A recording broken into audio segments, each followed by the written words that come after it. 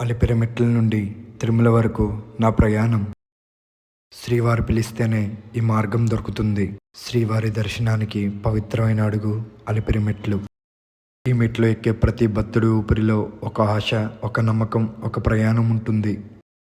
మెట్లు ఎక్కుతున్నప్పుడు ప్రతి మెట్టు వద్ద శ్రీవారి జ్ఞాపకం, ప్రతి అడుగులో ఆశీర్వాదం.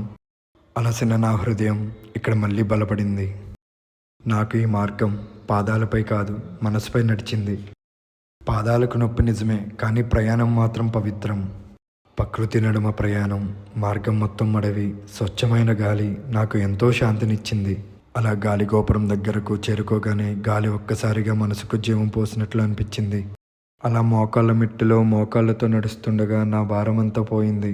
తర్వాత స్వామివారు నాకు ఇచ్చిన దర్శన భాగ్యం, బంగారు పల్లకి నుండి నిమిషం పాటు ఆయనను దర్శించుకోవడం.